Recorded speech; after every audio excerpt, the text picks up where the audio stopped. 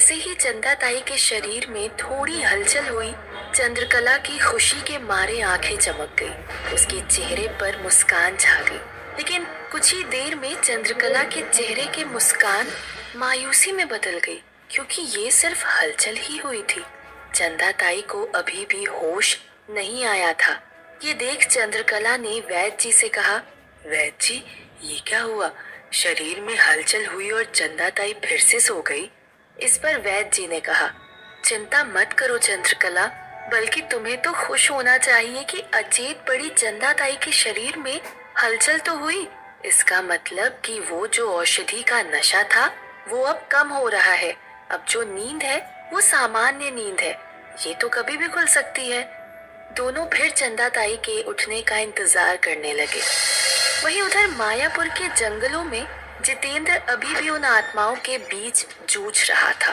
लेकिन जितेंद्र इस उम्मीद में था कि अब किसी भी वक्त अंगुना यहाँ पर पहुँच सकती है, इसीलिए वो थोड़ा निश्चिंत भी था। लेकिन तभी जितेंद्र ने देखा कि दूसरी परत में भी दरार होने लगी थी। उन आत्माओं में से एक आत्मा अपने नुकीले नाखूनों को दरार में घुसाने लगी। धीरे धीरे वो दरार भी अब बड़ी होने लगी थी। ये देखकर जितेंद्र बहुत ज्यादा डर गया था। देखते ही देखते उस आत्मा का पूरा हाथ उस दरार में समाहित हो चुका था। उसने अब अपना दूसरा हाथ भी उस दरार में घुसा दिया था। दोनों हाथ उस दरार में डालकर जोर लगाकर चिल्लाते हुए उस आत्मा ने उस परत के 2 हिस्से कर दिए। अगले ही पल वो परत पूर्ण रूप से नष्ट हो गई। सभी आत्माएं अब जितेंद्र के और ज्यादा नजदीक आ चुकी थी। जितेंद्र और उन आत्माओं के बीच अब एक परत जितनी दूरी रह गई थी। उन आत्माओं की डरावनी हंसी जितेंद्र को लगातार भयभीत कर रही थी। जितेंद्र जानता था कि भले ही अंगुना और कटीली यहाँ आने वाली है, लेकिन काली दुनिया से यहाँ आने में बहुत ज्यादा समय लगता है। अब जितेंद्र को ये डर सताने लगा था कि कहीं उन दोनों के आने से पहले ही ये तीसरी परत भी ना कमजोर पड़ जाए। जितेंद्र ने मन ही मन कहा, चंद्रकला ने तो कहा था कि ये परतें मेरी 24 घंटे तक रक्षा करेंगी, लेकिन अभी तो 14 से 15 घंटे ही हुए हैं। न जाने ये अंगुना और कटीली कब आएंगे। जितेंद्र का सोचना सही था, लेकिन इस बात का अंदेशा चंद्रकला को भी नहीं था कि इतनी ज्यादा आत्माएं जितेंद्र पर हमला बोल देंगी। इन्हीं आत्माओं के हमले की वजह से ही इन परतों की ताकत कम हो गई थी। उधर टीले वाले बाबा की कुटिया के सामने रेशमी ने हवन कुंड तैयार करके हवन शुरू भी कर दिया। रेशमी मंत्रोच्चार कर रही थी। वहीं राघव रेशमी के सामने बैठा हुआ था।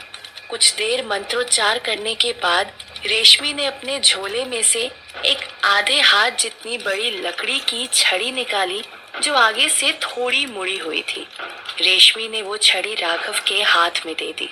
राघव ने दोनों हाथों को सामने की तरफ खोलकर उस छड़ी को अपनी दोनों हथेलियों के ऊपर रख लिया था। रेशमी लगातार मंत्रोच्चार कर रही थी। कुछ देर और मंत्रोच्चार करने के बाद रेशमी ने राघव के हाथों से वो छड़ी उठाकर उस छड़ी को जलती हुई अग्नि के बीच हवन कुंड में रख दिया। ये देखकर राघव चौंक गया। राघव ने चौंकते हुए कहा, रेशमी, ये क्या कर रही हो तुम?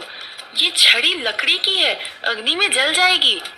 पर रेशमी ने इस बात का कोई जवाब नहीं दिया, बस अपने मंत्रों को बुदबुदाना जारी रखा और घी की आहुतियां उस लकड़ी की छड़ी पर उड़ेल रही थी, जिससे हवन कुंड की अग्नि लगातार बढ़ती जा रही थी। राघव का कहना भी सही था, आखिर लकड़ी तो अग्नि में जलनी थी।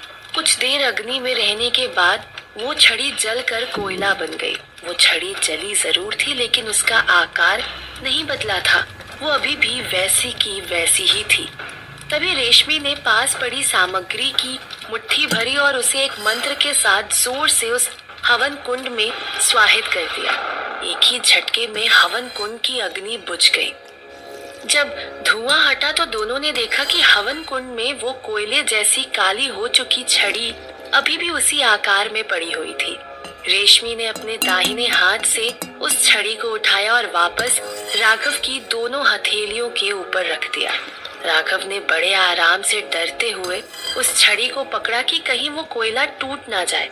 लेकिन जैसे ही राघव ने उस छड़ी को पकड़ा, राघव ये देखकर हैरान रह गया कि वो छड़ी भले ही कोयले जैसी काली पड़ गई थी, लेकिन अब वो पहले से भी कहीं ज्यादा मजबूत हो चुकी थी। राघव उस छड़ी को निहार रहा था। इस बीच रेशमी ने राघव से कहा, ये छड़ी बनकर तैयार हो चुकी है मालिक। अब आप उस कुटिया में जो भी छुओगे इस छड़ी से छुओगे। राघव उस छड़ी को पाकर काफी खुश था और इन सब के बाद रेशमी से काफी प्रभावित भी हुआ था। राघव ने रेशमी से कहा, रेशमी, इतने दिनों तक हम खुद को कोस रहे थे कि हम तुम्हें मायापुर में क्यों लेकर आए, लेकिन आज हमें हमारे निर्णय पर गर्व हो रहा है। हमने तुम्हें मायापुर लाकर सबसे बड़ा काम किया है। रेशमी राघव की बात सुनकर मुस्कुराने लगी, लेकिन ये साधारण मुस्कान नहीं थी। रेशमी राघव की मूर्खता पर हंस रही थी। राघव आज भी रेशमी की चाल को समझ नहीं पाया था। राघव को इस बात का अंदेशा भी नहीं था कि रेशमी अपने मकसद के लिए राघव का इस्तेमाल कर रही थी और राघव एक बार फिर उसके मकसद के लिए इस्तेमाल हो चुका था। राघव ने अपनी बात को जारी रखते हुए कहा, रेशमी, अब तो हमें लग रहा है कि हमने चौड़े होकर चाची को कह तो दिया था कि हम वो बोतल ले आएंगे, लेकिन मुझे नहीं पता था कि ये काम इतना मुश्किल होने वाला है। मैं तो ये काम कभी नहीं कर पाता। लेकिन रेशमी, इस बात का मैं तुमसे वादा करता हूँ कि इस काम का श्रेय मैं नहीं लूंगा। एक बार चाची के हाथ में वो बोतल पकड़ाने के बाद मैं उन्हें सब सच सच बता दूंगा कि कैसे तुमने मेरी मदद की थी। ये सब सुनने के बाद रेशमी ने राघव से कहा, मालिक, अभी से इतने उत्साह में मत आइए। अभी तो आधा काम भी नहीं हुआ है। जब तक वो बोतल हमारे हाथ में नहीं आ जाती तब तक कुछ भी नहीं कहा जा सकता। हमें टीले वाले बाबा की शक्तियों को कम आंकने की गलती कभी नहीं करनी चाहिए। राघव भी रेशमी की बात से पूरी तरह सहमत था। रेशमी ने अपनी बात को खत्म करते हुए कहा, अब हमें बिना देर किए अगले हवन की तैयारी करनी चाहिए। राघव के बाहर सुरक्षा घेरा बनाने के लिए रेशमी को एक नया हवन कुंड तैयार करने की जरूरत थी। इसीलिए दोनों मिलकर हवन कुंड की सारी सामग्री को हटाकर एक नए हवन कुंड की तैयारी में लग गए। और वहाँ जितेंद्र के पास अभी भी अंगुना और कटीली नहीं पहुँचे थे। अब तो धीरे धीरे जितेंद्र को ये लगने लगा था कि शायद अब वो दोनों नहीं आएंगे। हो सकता है अंगुना ने आने के लिए मना कर दिया हो। जितेंद्र ये सब सोच रहा था कि तभी जितेंद्र ने देखा कि जिन आत्माओं ने उसे घेरा हुआ था और लगातार इस घेरे को भी तोड़ने का प्रयास कर रहे थे, वो आत्माएं आपस में धीमी आवाज में कुछ बात कर रही थी। जितेंद्र उनकी खुसफुसाहट को समझ नहीं पा रहा था कि उनके बीच क्या बातचीत हो रही है। जितेंद्र ये तो नहीं समझ पाया कि उनके बीच में क्या बातचीत हुई, लेकिन उन आत्माओं के हाव भाव से जितेंद्र ये तो समझ गया था कि वो सभी आत्माएं किसी एक नतीजे पर पहुंची थी। इसके बाद वो सब आत्माएं एक एक करके घेरे से पीछे की तरफ हटने लगी। ये देख जितेंद्र को एक राहत महसूस हुई। जितेंद्र को लगा कि शायद इन सब आत्माओं ने अपना मन बदल लिया हो, या ये सभी आत्माएं अंगुना के नाम से डर गई होंगी, इसीलिए यहाँ से वापस जा रही हैं। लेकिन जितेंद्र का ये सोचना बिल्कुल गलत था। वो सभी आत्माएं पीछे जरूर गई थी, लेकिन मैदान छोड़कर जाने का उनका कोई इरादा नहीं था। 8-10 कदम पीछे हटने के बाद वो आत्माएं एक जगह पर जाकर रुक गई। वहां से वो आत्माएं एक टक जितेंद्र को और ज्यादा गुस्से से घूरने लगी। ये देखकर जितेंद्र उन आत्माओं के इरादे समझ गया था। जितेंद्र समझ गया कि ये सब आत्माएं दूर जाकर दोगुनी ताकत के साथ उस पर हमला करने वाली है। दरअसल कोई भी आत्मा अपनी शक्तियां बढ़ाने में कभी पीछे नहीं रहती, और एक काले साए का शिकार करना एक सामान्य आत्मा के लिए बहुत बड़ी बात थी। सिर्फ एक ही काले साए के शिकार से इन सभी आत्माओं की शक्तियां बढ़ सकती थी, लेकिन ये सब आत्माएं ये मौका नहीं छोड़ना चाहती थी। सब आत्माएं दूर एक झुंड में खड़ी हो गई थी और अपना पूरा जोर लगाकर चिल्लाते हुए जितेंद्र की तरफ भागते हुए आ रही थी।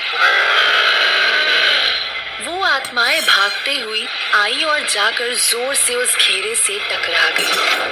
डर के मारे जितेंद्र को कुछ समझ नहीं आया, लेकिन फिर भी वो आत्माएं उस घेरे को पार नहीं कर पाई थी, बल्कि जिस रफ्तार से वो दौड़कर उस घेरे से टकराई थी, लगभग उसी रफ्तार से उस घेरे से टकराकर दूर जाकर गिरी। लेकिन अभी भी वो आत्माएं हार नहीं मानने वाली थी। वो फिर खड़ी हुई और फिर एक झुंड बनाकर जितेंद्र पर हमला करने के लिए तैयार हो गई थी। इस बार भी जितेंद्र की किस्मत अच्छी थी।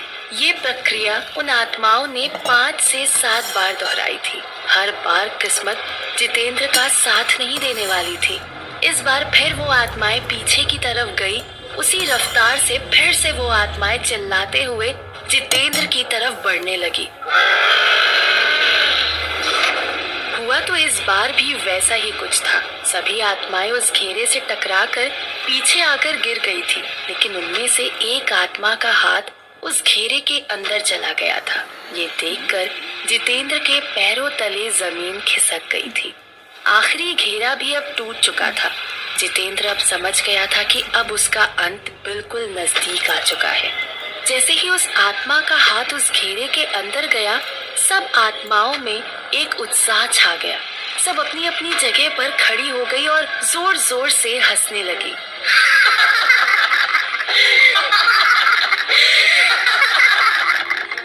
सभी आत्माएं जोर जोर से हंस रही थी कि तभी अंगुना का मेरुदंड उन सबकी हंसी को चीरता हुआ आया और सीधा उस आत्मा के आर पार हो गया, जिस आत्मा का हाथ उस घेरे के पार हुआ था। मेरुदंड आर पार होते ही वो आत्मा वहीं के वहीं भस्म हो गई। जैसे ही वो आत्मा भस्म हुई, वैसे ही वो मेरुदंड वापस अंगुना के हाथ में चला गया। मेरुदंड के वार के साथ ही उन आत्माओं का हंसना बंद हो गया और पूरे जंगल में एक सन्नाटा पसर गया। जैसे ही मेरुदंड वापस अंगुना के हाथ में गया, मेरुदंड के साथ साथ सभी आत्माओं का ध्यान भी उस ओर गया। पीछे अंगुना, कटीली और बहुत सारे काले सायों को देखकर सभी आत्माएं काफी ज्यादा डर गई, क्योंकि उन आत्माओं के लिए एक अंगुना ही काफी थी, लेकिन अब तो उसके साथ बहुत सारे काले साए भी थे और साथ में अंगुना मेरुदंड भी लेकर आई थी, जिसकी उम्मीद किसी ने भी नहीं की थी। किसी में भी इतनी हिम्मत नहीं थी कि वो अंगुना से सामना कर सके। इसीलिए बिना कुछ कहे वो आत्माएं धीरे धीरे वहां से जाने लगी थी। उन सभी आत्माओं को जाता देख अंगुना ने भी कुछ नहीं कहा। वो भी इन सबको खत्म करने में अपना समय और ऊर्जा नहीं गंवाना चाहती थी, इसीलिए अंगुना ने उन्हें जाने दिया। उन सबके जाने के बाद अंगुना जितेंद्र के नजदीक गई। वहां जाकर अंगुना ने बस अपने मेरुदंड से उस घेरे को और उन जंजीरों को सिर्फ छुआ ही था कि सब कुछ एक ही पल में नष्ट हो गया। उन जंजीरों के नष्ट होते ही जितेंद्र आजाद हो गया। आजाद होते ही जितेंद्र ने सबसे पहले अंगुना को धन्यवाद किया, लेकिन अंगुना जितेंद्र से बहुत ज्यादा नाराज थी। नाराज अंगुना ने जितेंद्र से कहा, जितेंद्र, एक काम नहीं होता है तुमसे। अपनी मालती के लिए सिर्फ 3 शिकार नहीं कर पाए तुम। सिर्फ एक शिकार किया पुजारी जी का, वो भी आत्महत्या। अगर उस दिन भी मैंने चंद्रकला को सही समय पर नहीं भेजा होता तो बहुत बड़ा अनर्थ हो जाता। जितेंद्र ने गर्दन को नीचे झुकाते हुए कहा, माफ करना अंगुना, लेकिन संख्या संयोग शक्ति के अनुसार शिकार ढूंढना बहुत ज्यादा मुश्किल काम था। सिर्फ पुजारी जी की जन पत्रिकाओं के माध्यम से ही उस संयोग का पता लगाया जा सकता था, लेकिन उन्हीं पत्रिकाओं के लालच में यहाँ आकर मैं कैद हो गया। इस पर अंगुना ने जितेंद्र से कहा, अब इस कैद से तो मैंने तुम्हें आजाद कर दिया है। अब तुम जाओ और मालती को उस बोतल से आजाद कर दो। ये सुनकर जितेंद्र ने कहा, नहीं अंगुना, मैं अकेले ये काम नहीं कर सकता। ना ही मैं टीले वाले बाबा का सामना कर सकता हूँ और ना ही चंद्रकला का। अब मुझे तुम्हारी मदद चाहिए। इस पर अंगुना ने पूछा, मदद? कैसी मदद? जवाब देते हुए जितेंद्र ने कहा, अंगुना, मालती की बोतल के पीछे सिर्फ मैं ही नहीं हूँ, बल्कि और भी कोई है जिसे मालती का काला साया चाहिए। मैंने चंद्रकला और टीले वाले बाबा की बातें सुनी थी, इसीलिए इससे पहले कि कोई और उस बोतल को चुरा ले, हमें वो बोतल ले आनी चाहिए। कहीं न कहीं अंगुना अब जितेंद्र की बात से सहमत हो गई थी, क्योंकि अब अंगुना का जितेंद्र पर विश्वास नहीं रह गया था। वो जानती थी कि अगर इस जितेंद्र के भरोसे रही तो सच में मालती का काला साया कोई और ले जाएगा। यही सोच अंगुना ने कहा, तो ठीक है जितेंद्र, हम अभी जाएंगे और टीले वाले बाबा के यहाँ से मालती के साए को आजाद करके आएंगे। अंगुना की बात सुनकर जितेंद्र के चेहरे पर भी एक मुस्कान आ गई, लेकिन अंगुना ये नहीं जानती थी कि जिस मालती के काले साए को वो लाने का सोच रही है, उस मालती के काले साए को चोरी करने के लिए टीले वाले बाबा की कुटिया के पास में जोरों शोरों से हवन चल रहा था। क्या अंगुना और जितेंद्र मालती के साए को आजाद कर पाएंगे? क्या चंद्रकला रेशमी की सच्चाई सही वक्त पे जान पाएगी?